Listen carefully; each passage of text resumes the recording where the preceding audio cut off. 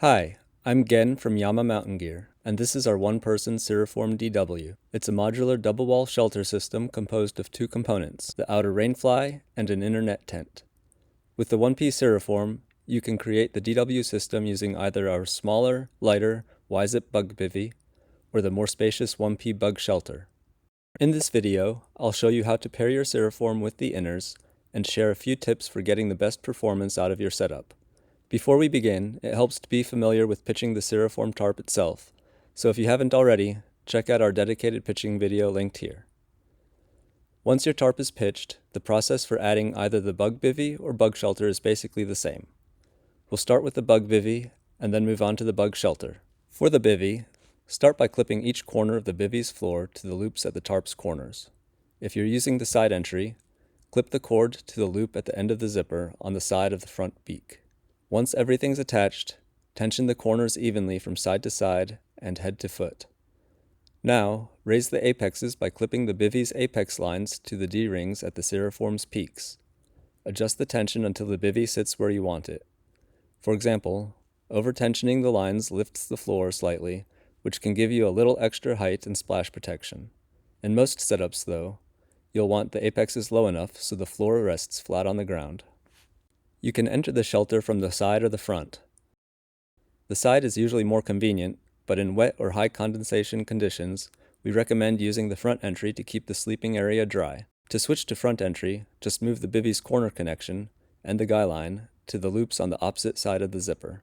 Getting in from the front can be a little tight, so angling the pole out of the way or even temporarily moving it aside makes it easier. For really poor weather, bring the tarp lower to the ground. Pin down the sides and lower the foot end by moving the stakes and retightening. That's usually enough, but you can also lower the front corners if you want even more protection.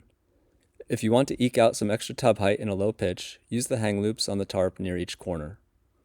Unclip the bivy's corner cord, run it through the hang loop, then clip it back to the tarp corner. Now let's move on to the bug shelter. The basic process is the same. Just connect the corners and the apexes. For the bug shelter, your standard tarp pitch should be higher than it was with the bivy. If you notice the bug shelter's ridge sagging, tighten the apex connections or adjust the Cirriform's peak guy lines. This setup also allows for both side and front entry. To switch entry sides, just move the cords to the opposite side of the zipper like you did for the bivy. When getting in, I find it easiest to sit backward into the shelter, then swing my legs in as I pivot. You can angle the front pole slightly or move it aside temporarily. If you want to keep the pole angled permanently, lean it and offset the front stake to the side to counter the lean. For a tall but narrow pitch, which is ideal when splash protection matters but wind isn't a concern, keep the tarp at full height and move the corners down and inward so the edges sit lower. You'll need to retension the beaks, and they might lose a little bit of shape, but that's fine. If you need a low, wind-stable pitch, start with a pitch at normal width, and then reduce the pole heights to bring the shelter closer to the ground. The bug shelter will become saggy, but we can address that in a few ways. One option is to run the corner cords through the tarp's hang loops, like we did with the bivy. That'll raise the tub back up, though the netting will loosen a bit. Another option is to collapse the floor to half its height. Unclip each corner cord, reclip it to the middle tie-out on the tub, then loop the cord around the stake.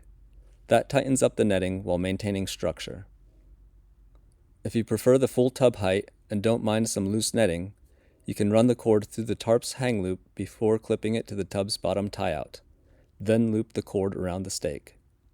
These fixes aren't always perfect or the prettiest, but they'll help get the job done. When you're ready to pack up, we often leave the inner attached to the tarp. That way, the next time you pitch, it all goes up together. Close the zipper while the tarp is still tensioned to prevent snagging. Then, remove the stakes and poles and let the shelter collapse inward. We like to fold it so the floor and any grid on it is on the outside, and the tarp is protected inside. Folding or folding and rolling gives you a smaller packed size and avoids point stress that can happen when you just stuff it. And don't worry, folding won't damage the fabric coatings. If the tarp's wet or you want to try a different method, you can also fold it up in the air. Hold the apexes together and fold it across the ridge. Then keep folding and rolling until it fits in the stuff sack. Those are the basics for pitching and using the Cirriform DW system. We always encourage experimenting to see what works best for you. While the standard pitch works great most of the time, Knowing how to tweak your setup helps you adapt to whatever the trail throws at you.